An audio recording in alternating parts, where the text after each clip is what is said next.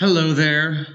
So this is my kind of walkthrough or my version of doing a history lab on John Smith description of Virginia. As you're going to see, you don't necessarily have to follow or do give specific answers for every single part of that history lab guideline I posted on Canvas, but it's a really useful framework to help us analyze and evaluate primary sources, just to get a better understanding of them and try to see how they fit into and help shape the narrative of history. So, looking at this source, Description of Virginia, it's written by John Smith, who the editors of America Firsthand give us some background information on John Smith, how he's kind of has a reputation as this explorer and adventurer who was one of the settlers of Jamestown who took control and led the colony from 1608 to 1609. When in 1609 he suffered severe injuries from a gunpowder accident and had to return to England for treatment, and he stayed in England after that. So, knowing that it is important to know the background of the person who wrote the source, just so we can better understand their perspective, their viewpoint, and potential biases they have. Now, there's really not going to be any such thing as a purely objective source. Every source is written by a person or produced by a person. People are imperfect. We all have opinions, different perspectives, and biases. And as much as we try to keep them out of things and try to be objective, by nature, these biases are going to come out. So it's important to have a general understanding of the background of your author, both of primary sources and even of secondary sources, just to try and better understand the perspective they have and they're bringing to this, which might help us better understand why they wrote the source the way they did, why they say the things they say. So looking at this source,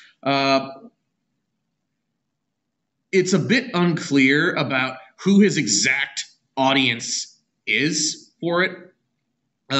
It definitely seems like it's written for other people. It doesn't seem like it's written for his diary because his own records, because he's really trying to make things exciting. That first part of the source, under the heading "The Commodities in Virginia," or that may be had by industry, Smith is really trying to elevate and illustrate the bountiful natural resources of Virginia. And more specifically, and this is where I think it gets really interesting, when you look at that last paragraph in that section that starts with Muscovia and Polonia yearly receive many thousands for blah, blah, blah. There, it really seems like he's trying to highlight the monetary value of these natural resources that can be found in Virginia. So that to me seems to indicate that he's writing this to either try and encourage more settlers and more colonists to come to Virginia, or it could be written for the board of directors of the Virginia Company, the company that held the charter to Virginia, and maybe trying to encourage them to invest more and encourage more settlement and development of the region, because here he's highlighting, look, the more you put in, the more you're going to get out. And he does make a point of saying, yes, there is a lot of potential wealth in the region, but it's going to require work. You have to put work in to get stuff out in this part of the New World. It's not like with Spain going down to Central America where they found civilizations already there and they already had all this gold and silver that they could just plunder and take. The second part of the source of the natural inhabitants of Virginia, Smith is describing his views and perceptions of the Native Americans. And this section in particular, I think, is the section that deserves the most skepticism, because he makes a number of claims here that are rather odd and don't really mesh with more reputable and scholarly accounts of the Native Americans in this region. Specifically, when he's talking about how some of the natives would basically have holes in their ears and have snakes just kind of slithering through them and wrapping around them. And he talks about how their children are born white and then turn darker colors as they get older. When he's talking about how the women basically toughen up, or what does he use? The term he uses of to make them hardy and basically to tan their skins to basically give them greater resistance to the elements by washing them in rivers and painting them in using certain ointments on them. Those claims seem a bit far-fetched, but it does illustrate how exotic the Native Americans were to the European explorers, how these were really just strange and unfamiliar cultures. And he doesn't seem necessarily hostile to them. He actually seems quite fascinated and taken by them because they're just strange. They're unfamiliar to him. And this section as well seems like he could be trying to encourage more people to come to the New World or encourage greater investment by almost giving the sense of there's this exotic culture here that you're only going to really get to see firsthand if you come here yourself. Just to give you an idea of what it's like, here's some examples. Here's some things they do that are kind of crazy by our standards. So, move to Virginia and you get to see these people. So I definitely interpret this source as thinking, or this source as being motivated by a desire to encourage greater settlement and exploration and development of the Chesapeake region and Virginia by the British. Whether it's written for a general audience or whether it's written for a more specific audience of investors back in England, I don't know. I can't really tell that. And the citation for the source doesn't give that. Interesting fact, by the way. So at the bottom of this page right here, under this first paragraph, this little blurb right here is the citation for the source. This tells us where this editor specifically got this source, which can be important to understand where these sources specifically come from.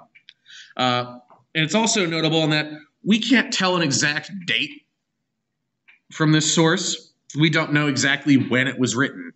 The dates the citation gives are between 1608 to 1631. That's a really broad period. We can't really narrow this source down that far because we don't have all the information. We don't have enough information to determine when it was written. I've gone over the summary. I've kind of gone over the parts that I'd want to investigate and the parts I would hold skeptically. So the source, notably, if we're thinking about what the New World was like, Smith is giving a very positive view of the New World. He's leaving out the fact that most of the original settlers that moved there died. He's leaving out the fact that you're going to have a really low standard of living.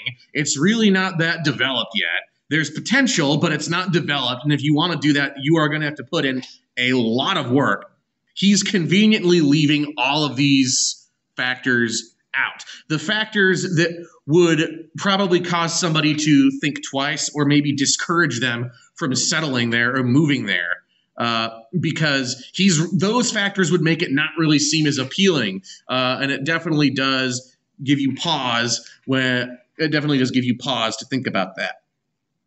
Significantly, this does illustrate how a number of Englishmen viewed Virginia and British North America as this land of opportunity and as a place where there is a lot of potential, but the potential is going to come from what you put into it. You're going to get out basically the equivalent of what you put in. And it also shows how at least early on there was not necessarily as much hostility to the Native Americans as develops later on, which does make sense. Again, a lot of that hostility really develops as the population grows and when the colonists start to run out of land and start encroaching on native settlements. Okay, so that's my take on this source. If you have thoughts or questions about it, if you are still kind of confused about this, it's okay. You know how to get in touch with me by now, I sincerely hope. Our next source is an electronic source that's posted on Canvas. A source titled Hakluyt Sees England's Salvation in America. So that source, have that read for Monday. And that's the next source we're going to be working with. Also, next week, you're going to also need to have the source read in America Firsthand. Let me turn to it. But in America Firsthand, you're going to need to have the source Ula Uda Equiano, The African Slave Trade, read. This is longer than the John Smith source, but this one is also pretty interesting. I'm not going to give too much context for it yet. I'll see what context and what things you take from that source when you read it. So have a good weekend, guys, and we will hit this stuff again starting on Monday. Take care.